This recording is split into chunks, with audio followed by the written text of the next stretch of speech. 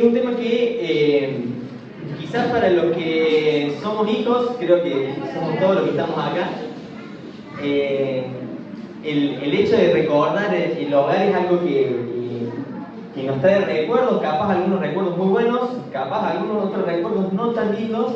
Depende mucho del hogar en el cual ustedes crecieron y cómo se desenvolvieron y cómo fueron las situaciones que se fueron dando. Pero siempre hay algo como que nos quiere volver al pasado y decir, che, me gustaría volver a haber podido vivir esto, o volver a vivir esta parte, o recordar la rosquita que hacía la abuela, o recordar esos abrazos, esos besos, o la comida de mamá cuando yo llegaba a jugar al fútbol. Son esas pequeñas cosas que uno quiere, a veces añora, y quizás después la mayoría de las cosas eran distintas, o completamente distintas a lo que uno recuerda. Cuando me pongo a hablar con mis hermanos, generalmente me van contando cosas que yo digo, che, ¿en qué momento vos viviste esto?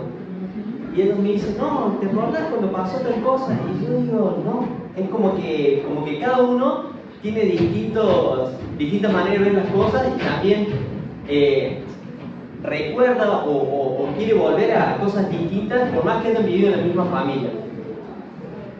Dice que hay una historia que nos va a contar, que nos cuenta Jesús. Dice que en ese momento Jesús se estaba juntando con muchas personas que eran personas que a la luz de la sociedad podría ser, al día de hoy no eran muy bien vistas.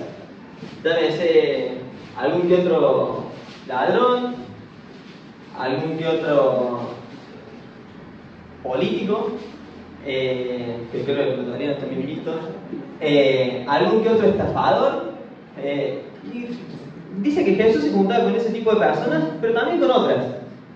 Pero están los que se creían como que nosotros no la sabemos todas. ¿Qué hace Jesús juntándose con estafadores, ladrones,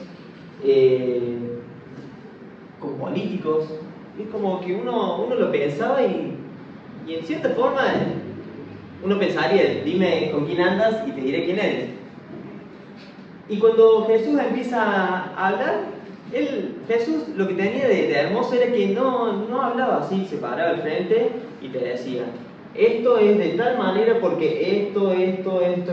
Jesús empezaba así, dice, había una vez un padre, empezaba con una historia. Todas las enseñanzas, generalmente la mayoría de las enseñanzas de Jesús, empezaban con una historia que las personas podían entender porque eran situaciones que probablemente pudieron vivir. Lo voy a leer, si bien creo que me lo aprendí casi de memoria, lo voy a leer por las dudas para no olvidarme ningún detalle. Vamos a poner la placa. Elegí esta cabaña porque por más que parezca un poco solitaria, me gusta que tenga mucha luz y calidez. Es como que recuerdo la calidez de un hogar, como ese hogar que vos querés volver. Y dice la historia así. Dice, para ilustrar mejor esa enseñanza, la historia está en Lucas 15. Lucas es uno de los evangelios, está en la Biblia. Si la quieren buscar, sería genial, así la van siguiendo. Y si no, no hay problema, yo la leo. Lucas 15, que es como el capítulo grande, y los numeritos chiquitos, o versículos del versículo 11. Dice, para ilustrar mejor esa enseñanza, Jesús les contó la siguiente historia. Dice, un hombre tenía 2 hijos. El hijo menor le dijo al padre, quiero la parte de mi herencia ahora, antes de que muera. Imagínense este diálogo, ¿no? Viene los que son papás, viene tu hijo y te dice, che, la verdad es que no me interesa mucho la vida que estamos viviendo acá. Para mí, vos estás como muerto, porque literalmente le dice eso, vos estás como muerto, dame mi herencia, adelantame mi herencia, así yo la empiezo a disfrutar ahora. Si estuviéramos en la época de la Argentina actual, y probablemente a un padre que nosotros le digamos eso, por lo menos en mis tiempos, era un motivo de una fuerte reprimenda, por no decir un castiguito un poco más fuerte. Pero en este caso el padre dice, entonces el padre accedió a dividir sus bienes entre sus 2 hijos. Imagínense un padre básicamente le dijeron, che, la verdad no me interesa que vos estés vivo, para mí vos estás muerto, dame mi herencia, y el padre aún así acepta y divide la herencia entre sus dos hijos, porque tenía dos hijos. En otras versiones de la Biblia dice que el padre con profundo dolor divide la herencia entre sus dos hijos. Pocos días después, el hijo menor empacó sus pertenencias y se mudó a una tierra distante donde derrochó todo su dinero en una vida desenfrenada. A ver, si dice que pocos días después empacó las cosas y derrochó todo su dinero, quiere decir que el tipo agarró, dice, no sé, habrá tenido 20 campos, 30 campos, dice, che, lo quiero vender rápido. ¿Y qué pasa con las personas que quieren vender rápido las cosas? Los que están apurados por venderlas. Lo mal venden, lo terminan regalando. Si ustedes encuentran una persona que esté muy apurada por vender las cosas, probablemente que me avisen. No. Generalmente es porque tiene una necesidad urgente. En este caso, la necesidad urgente del hijo no dice mucho más de historia, pero por lo que se ve, su necesidad urgente era poder irse de la casa, poder irse lo más lejos de la casa de su padre. Dice que al mismo tiempo que se le acabó el dinero, porque había derrochado todo su dinero en una vida desenfrenada, al mismo tiempo que se le acabó el dinero, hubo una gran hambruna en todo el país y él comenzó a morirse de hambre. El tipo se gastó todo. Yo me imagino la cantidad de amigos que aparecen, esos amigos, viste, que te parecen para la joda, los amigos que están ahí, que te dicen, che, gastemos el plata, y vos vas, le comprás. Probablemente le decían un trago para acá, un trago para allá, hagamos una fiesta acá, hagamos una fiesta allá, comamos, vení, te invito a los lomitos todos. No es que lo voy a hacer yo ahora por las dudas, pero el tipo agarró, derrochó todo y dice que al mismo tiempo que se le acabó el dinero, o sea, oportunamente lo que le pasó fue que hubo una gran hambruna en todo el país y él comenzó a morirse de hambre. Claro, los amigos que estaban para la joda, los amigos que estaban ahí acompañando en el momento en que el tipo tenía plata, desaparecieron. Y dice que el tipo se comenzó a morir de hambre. Convenció a un agricultor local de que lo contratara y el hombre lo envió al campo para que diera a comer a sus cerdos. El joven llegó a tener tanta hambre que hasta las algarrobas, es decir, la comida de los cerdos, con las que lo alimentaba, le parecían buenas para comer, pero dice que incluso la comida de los cerdos, nadie le dio nada. Cuando finalmente entró en razón, se dijo a sí mismo, en casa, hasta los jornaleros son como los empleados, tienen comida de sobra, y aquí estoy yo muriéndome de hambre. Volveré a la casa de mi padre y le diré, Padre, he pecado contra el cielo y contra ti, ya no soy digno de que me llamen tu hijo. Te ruego que me contrates como jornalero. Viene de esta acá y después voy a proseguir un poco. Les cuento la historia. La historia habla de un hijo pródigo. Un hijo que llegó en un momento a pedirle a su padre, che, la verdad papá, no tengo interés, el más mínimo interés en relacionarme con vos, no tengo el más mínimo interés en compartir un espacio con vos. Así que, ¿por qué no me das la herencia? Porque para mí vos ya estás muerto. Una imagen muy fuerte, pero es desearle la muerte a tu padre. Quiero que hagan este ejercicio conmigo. Cierren los ojos e inhalen y exhalen varias veces. Háganlo con fuerza.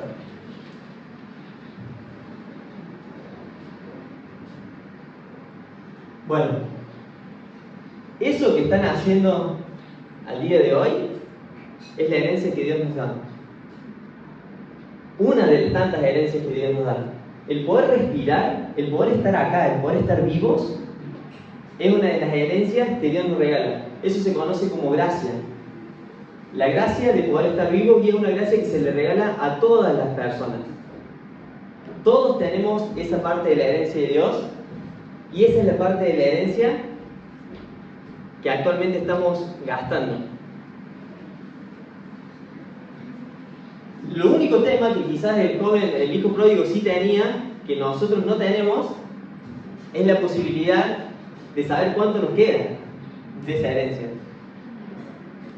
El hijo pródigo tenía la ventaja que veía ahí la cuenta bancaria y decía 5.000 pesos, 4.000 pesos, 3.000 pesos, 2.000 pesos, y ya se está dando cuenta que se está quedando sin herencia. Y probablemente sin herencia se da cuenta que iba a tener que salir a hacer alguna cosa. El tema es que nosotros no sabemos cuánto tiempo nos queda de herencia para gastar. La historia sigue y se repite también con nosotros. ¿Por qué? Nosotros también malgastamos nuestra herencia diciéndole a Dios: no quiero pasar tiempo con vos, no me interesa conocerte, no me interesa estar en tu casa. La verdad es que si vos estás o no estás, a mí me da igual. Por lo menos ese era el plan cuando tenía 18 años. Todos somos pródigos, acuérdense, cada vez que respiren, que parece una cosa muy tonta, porque en realidad cuando uno respira no se da cuenta que lo está haciendo, porque es como algo que sale mecánico de nuestro cuerpo. Es más, creo que si te pones a pensar cómo respiras, a veces te empiezas a ver el proceso y como que no lo entiendes y hasta a veces te quedas sin aire. Cuando respiren, recuerden que esa es parte de la herencia que ya nos dio. Y cuando queremos gastar esa herencia, generalmente lo que hacemos es lo mismo que hizo el hijo pródigo: nos vamos lejos, queremos estar lejos de cualquier cosa que esté relacionada con Dios, lejos de cualquier cosa que nos acerque un poquito a Él. Ponemos trabas, ponemos peros, ponemos planes, ponemos como el hijo pródigo, y bueno, y vamos y probamos con la fiesta acá, y bueno, y acá no funcionó, y bueno, y vamos por acá, y no funcionó tanto, y bueno, el programa le metemos pila al estudio, y también se acaba, y no funcionó tanto, y bueno, y nos casamos y formamos una familia, y también se acaba, porque estamos lejos de la casa del Padre. Y dice que lejos de Jesús buscamos llenar nuestra vida con experiencias que al final del día sabemos que son solo momentáneas y no logran saciar el vacío que solo Dios puede llenar en nuestro corazón. El hijo pródigo empezó a vivir este tipo de experiencias, un montón de experiencias. Vivió las tantas posibles hasta que se quedó sin bienes que gastar.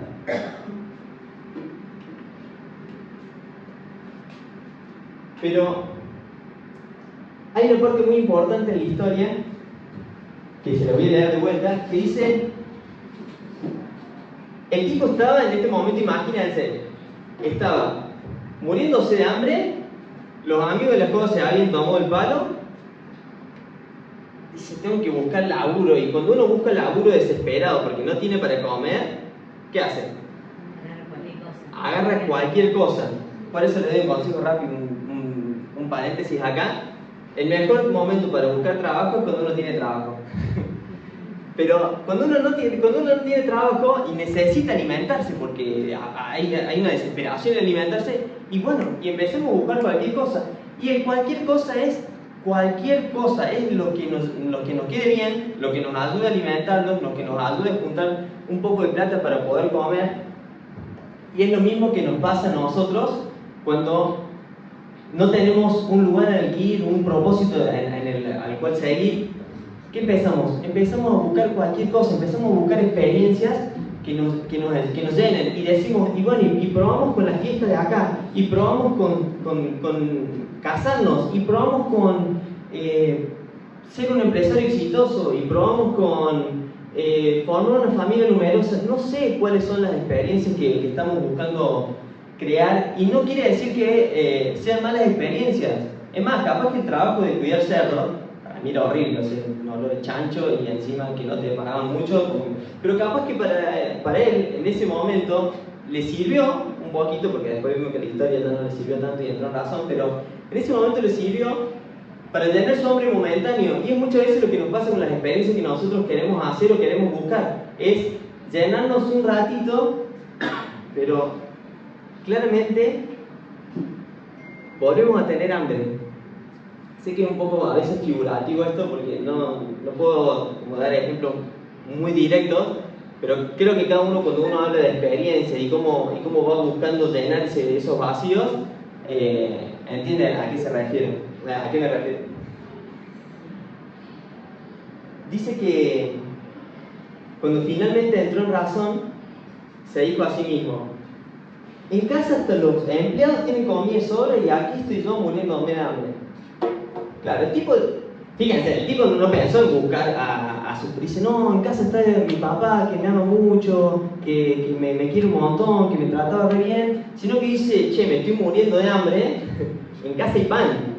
O sea, pensó en su necesidad, no pensó en volver por la añoranza del hogar, de que me trataban bien, de que vivía como un duque. No, el tipo pensó en que se estaba muriendo de hambre y necesitaba tener una razón para poder seguir viviendo. Dice, no me interesa cómo, pero quiero volver a la casa de mi papá porque hasta los empleados lo tratan bien. Entonces, si me contratan como un empleado, yo voy a poder vivir bien. Dice que la importancia de volver en sí, de entrar en razón, es esto, ¿no? Es darnos cuenta que en nuestra vida probablemente le estemos pasando deseando comer comida de chancho, comida de cerdos, de no haber entendido o de no saber que tenemos una casa a la cual podemos regresar.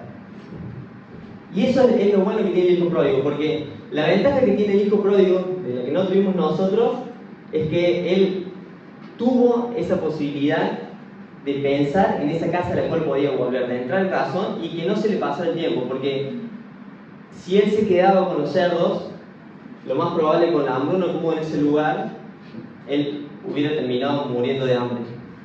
O sea, hubiese pasado su vida y probablemente hubiese muerto siendo un cuidador de cerdos. Pero acá está la importancia de volver en sí, de entrar en razón, es recordar que tenemos una casa a la cual podemos volver. Recordar que Dios está esperando o no para que podamos volver. Y la importancia de volver en sí nos ayuda a analizar la situación en la que estamos.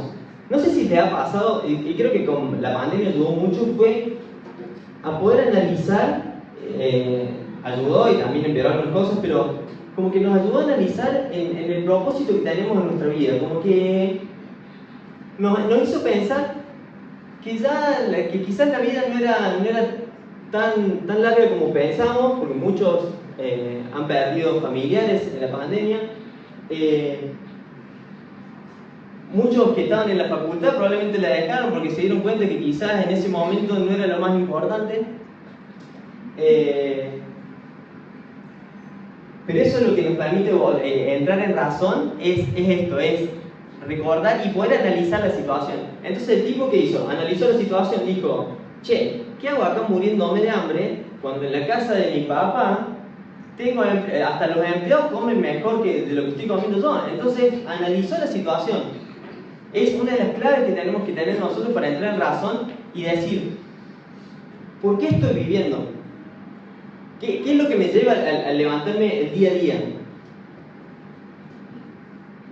Eso, entrar en razón también nos da la posibilidad de tomar decisiones.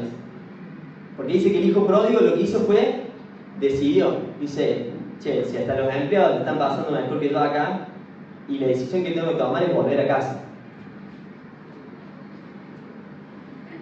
Y nos impulsa a buscar respuestas. Porque cada una de las preguntas que nosotros nos realizamos, Dios tiene una respuesta para cada una de ellas. Aprovecho para decir también, el día miércoles vamos a empezar unos talleres en los cuales vamos a hablar de las bases de la Biblia o de las bases para creer. Y les quiero decir que el cristianismo, pese a que muchas personas digan que es una fe irracional, que uno cree ciegamente, de que hacen las cosas como robotcito, y un montón de cosas que se suelen decir, el cristianismo es una fe completamente, además de fundamentada, es completamente racional. Entonces les cuento que tenemos la posibilidad de los miércoles de ver cuáles son los fundamentos. ¿Existe Dios? ¿Por qué la Biblia es la Biblia? Un montón de fundamentos que nos van a ayudar a esto, a buscar respuestas. No nos quedemos con las preguntas. dice que el hijo pródigo lo que hizo fue, bueno, volvió en sí, entró en razón. A ver, acá se había dado cuenta que se había mandado una macana bastante grande. Macana, qué palabra de viejo. Se había mandado un mocazo, diría el Córdoba. Entonces dice, tengo que volver a casa.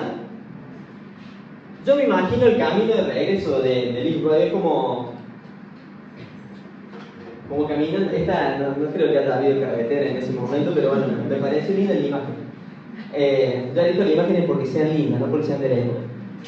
Me imagino el camino de regreso porque estaba pensando ahí, che, si le digo esto y ¿qué me va a contestar mi papá? Y me va a decir, vos me traicionaste. Yo le voy a responder, sí, pero lo hice por esta cosa. Como, tío, en el diálogo de decir, ¿qué tipo de excusa le puedo meter? O qué le puedo, como cuando uno se prepara para responderle al profesor, digo, ¿con qué pregunta me puede llegar a salir y cómo preparo la respuesta para ver que me aprueben? Y el tipo estaba emprendiendo el camino a la casa. Y ahora le voy a leer la segunda parte porque en este quiero que lo imaginen. Al pibe este que estaba volviendo a la casa, también había algo que conocía. En ese momento en una de las leyes del pueblo de Israel, había una ley que decía que aquel hijo que deshonraba y desobedecía a sus padres, el tipo no solamente los deshonró y los desobedeció, sino que directamente les deseó la muerte. La ley decía que ¿alguna vez jugaron al puentecito ese que uno se pone todos así como en dos filas y uno pasa por el medio y es como que le meten chirlos? ¿Alguna vez jugaron eso? No, es muy viejo el juego. ¿Cómo es? No, el galloso no lo puedo. Bueno, está el capotón, que es, le meten el capotón. Está el capotón galloso, que es el mismo, pero con lluvia. Y después está el capotón que jugaban en Israel, con piedras. Sí. Lo que le merecía al niño que había desobedecido, no al niño, bastante grande, pero al pibe que había desobedecido a su papá y deshonró a sus papás, lo que le tenía que hacer era un capotón con piedras. ¿Qué quiere decir esto? Básicamente tenía que morir. Y sigue la historia. Yo me imagino al pibe terminando con todas esas preguntas porque lo más probable es que era una sentencia de muerte lo que estaba haciendo. Pero bueno, ya está. O sea, entre morirme de hambre en un lugar desconocido a morirme de hambre en la casa de mi papá, no morirme de hambre, a morirme antes de llegar a la casa de mi papá, bueno, por lo menos prefiero como haber quedado por ahí cerca. Y dice que estaba volviendo, emprendiendo el viaje de regreso, y dice que a lo lejos había una persona que se ve que estaba sentada así en el campo, y dice que a lo lejos se va acercando la silueta del hijo, y esa persona que estaba sentada, quizás mirando la ventana, dice que sale corriendo a buscarlo. Se lo voy a leer, dice: entonces regresó a la casa de su padre, y cuando todavía estaba lejos, su padre lo vio llegar. Lleno de amor y de compasión, corrió hacia su hijo, lo abrazó y lo besó. Su hijo le dijo: Padre, he pecado contra el cielo y contra ti, ya no soy digno de que me llamen tu hijo. Imagínense esa persona que hace muchísimos años que no ven, esa persona que hace tantos años que no ven, imagínense ustedes esperándolo todos los días y que en un momento esa persona pase por su puerta.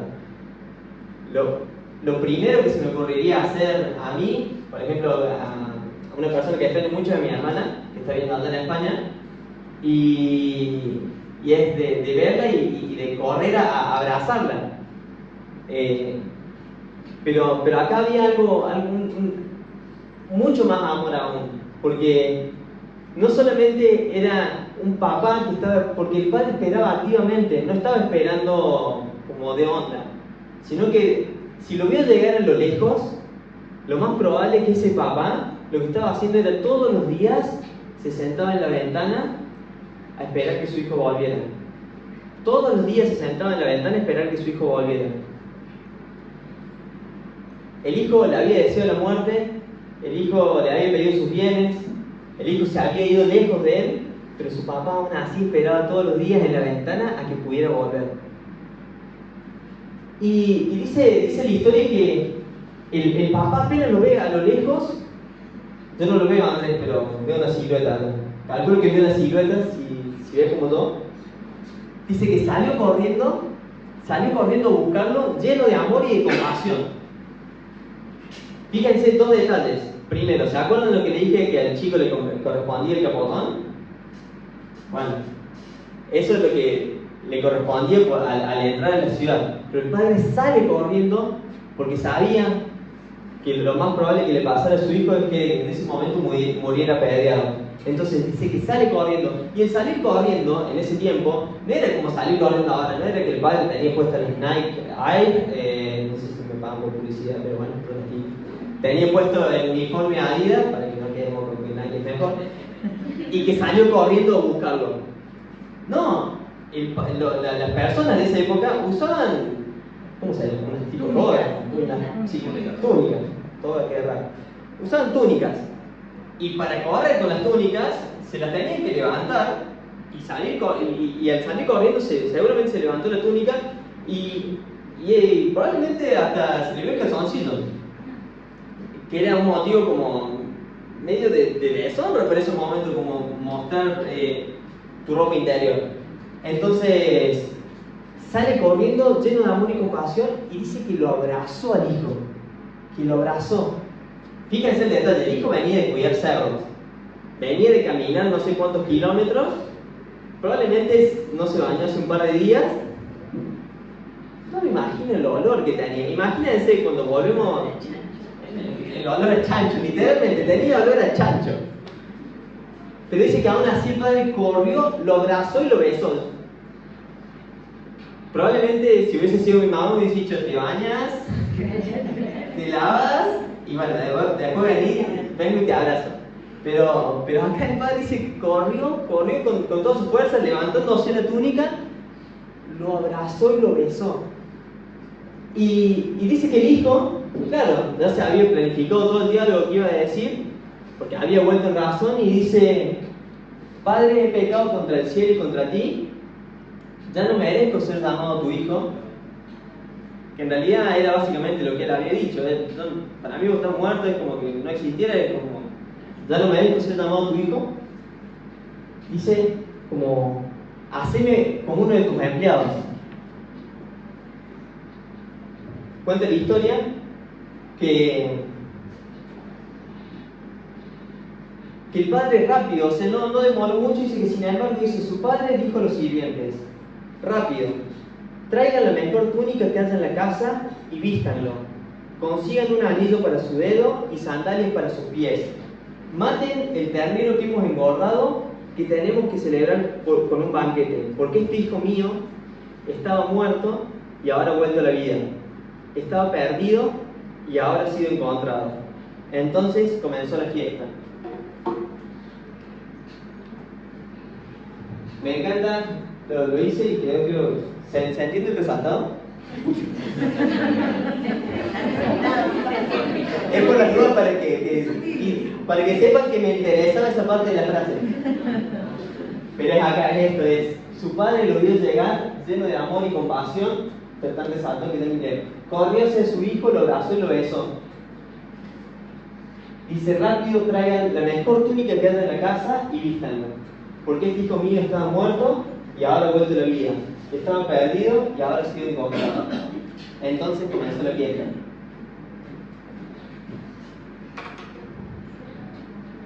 Al volver a casa, el hijo, ¿qué es lo que pensaba? Y dice, yo voy a ser un empleado más, capaz que esté bajo las órdenes de mi hermano mayor, que fue el que al fin y al cabo se quedó. Y dice, voy a volver a casa porque el hijo fue buscando un trabajo y poder comer. Pero al volver a casa, lo mejor de su regreso fue que tenía un papá que lo estaba esperando con ansias y que apenas se asomó a lo lejos, apenas se vio la silueta, dice que salió corriendo a buscarlo. Es exactamente lo mismo que hizo Jesús y lo mismo que hace Jesús con nosotros cada día. Es esto, es en el momento que entramos en razón y que nos damos cuenta que todo lo que hacemos o nos ponemos en el lugar de qué es lo que estamos haciendo y empezamos a pensar en volver a casa, apenas damos ese mísero paso de regreso, dice que Dios sale que nos estaba esperando con ansias, que Dios te está esperando con ansias, que Dios nos está esperando con ansias, Dios está acá esperando que nosotros podamos dar ese mínimo paso para salir corriendo a buscarnos, a abrazarnos.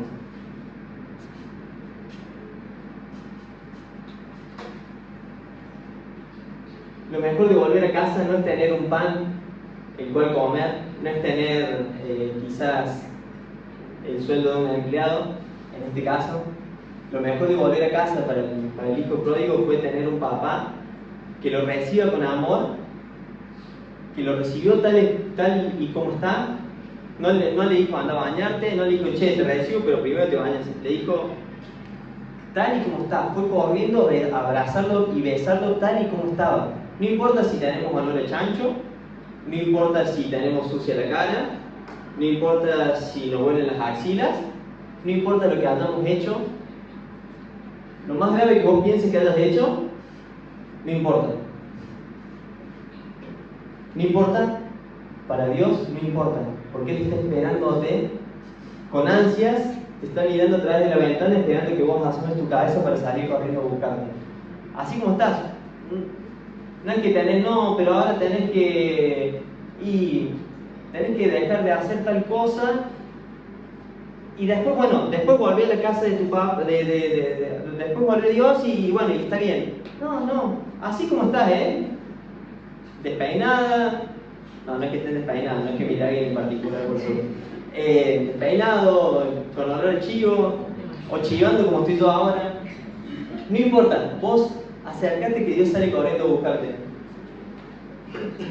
Y lo más lindo de todos es que nosotros, el hijo pródigo pensó que iba a volver como empleado, o sea, iba a volver como una persona que iba a estar bajo la orden de su papá, capaz comiendo ahí con alguno de los obreros, pero no. O sea, Dios le restauró una posición como hijo, o sea, le había deseado la muerte, y no solamente que no lo hizo empleado, sino que lo hizo hijo. O sea, y el hacerlo hijo de nuevo, ¿saben lo que le dio de vuelta? O lo que le correspondía de nuevo, su parte de la herencia. Yo espero que ese hijo pródigo no haya dicho de vuelta, che, papá, como que de vuelta la herencia lo dividamos y me voy de vuelta.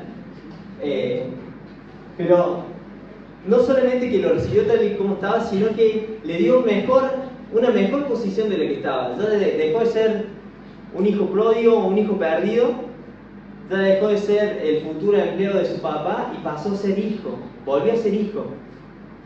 Le dio el estatus de hijo. Eso era muy importante ahora y siempre. El poder tener un papá es lo mejor que nos puede pasar. Un papá como Dios, que nos espera de esa forma. Pero Jesús nos recibe tal como somos, y eso es una verdad. Nos recibe así, como estemos, tal como somos. Pero su amor transformador no permite que permanezcamos igual. O sea, el Padre lo recibió, lo abrazó, lo besó, sucio como estaba. Pero inmediatamente le dijo, me lo bañan, le ponen las mejores túnicas, le ponen el anillo y vamos a hacer una fiesta. Porque el amor de Jesús no permite que vos vuelvas a estar en el mismo lugar en el que estabas. Nos viste con mejores ropas y nos adopta como sus amados hijos. Yo los quiero invitar el día de hoy. Después quizás podríamos hablar un poco de qué pasó con el hijo mayor, porque no conté, porque sigo un poquito más. Pero me gustaría hoy que nos enfoquemos en el hijo menor. Dios nos recibe tal y como estamos. Y si en este momento vos estás con dudas, yo cuando tenía 18 años también tenía un montón de dudas de acercarme a Dios. Y desde que tomé la decisión de dar ese pasito y dejar que Dios salga corriendo a buscarme y a abrazarme, nunca he estado un día arrepentido de haber tomado esa decisión. Entonces, tal y como estás, no hace falta que hagas nada. Dios te está esperando con ansias para poder abrazarte. No importa tu pasado, no importa lo que hayas hecho, lo que hayas pensado, Dios está a la espera de poder buscarte. Y déjame decirte que no solo va a haber un abrazo y un beso de parte de Dios, sino que Dios mismo, viviendo en nosotros, se va a encargar de transformarte. Yo te aseguro que la persona que vas a ser va a ser muy distinta y tu realidad va a ser muy distinta a lo que es hoy.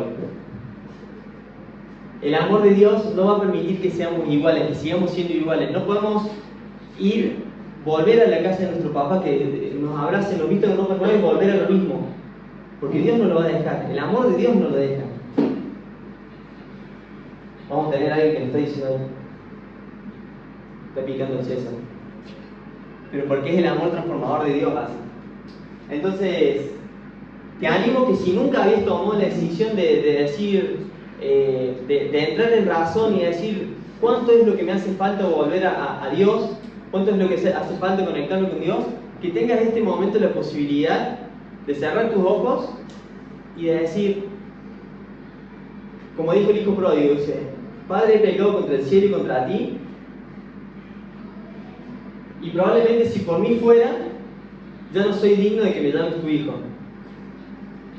Pero aún así, en tu gran amor, salís corriendo a buscarme, abrazarme y besarme, sin importar mi pasado, sin importar lo que haya hecho, lo que haya pensado, salís corriendo a buscarme. Y te agradezco por eso, te agradezco porque estás acá y sabemos que vos estás ahí esperándonos. Ayúdanos a dar ese pasito para que podamos dejar que vos nos abraces y nos busques. Y si ya estamos en tu casa, ya nos pusiste ropas nuevas, como dijiste con el hijo pródigo, hiciste una fiesta por nosotros, ayúdanos a que como buenos hijos tuyos podamos reflejar ese amor tuyo hacia los demás. La tarea que Jesús vino a hacer fue revelar el corazón de Dios. Este corazón de un padre que corre a buscar, que corre a abrazar, que ama. Este mismo corazón es el corazón que Jesús tuvo y fue el mismo amor que Jesús tuvo por nosotros al morir en la cruz. Y en esa fiesta dicen, matemos como el becerro más gordo. Y no mucho después, alguien tuvo que morir para que nosotros podamos vivir, y ese fue Jesús. Y en este momento también vamos a hacer memoria de eso, a hacer memoria de lo que Jesús hizo, de cómo Jesús, como el Padre vino a buscarnos, de cómo Jesús se entregó por nosotros y de cómo Jesús está esperando, porque si ustedes ven la imagen de la cruz, es una imagen, un instrumento de tortura, pero que a su vez te obliga a permanecer con los brazos abiertos. Bueno, esos mismos brazos abiertos de Jesús en la cruz fue el abrazo que Jesús nos dio a nosotros. Pensemos en esto y que podamos en la semana acordarnos que cada vez que respiramos es gracia de Dios, y si todavía no pudimos entrar en razón, que podamos entrar en razón que Dios nos está esperando.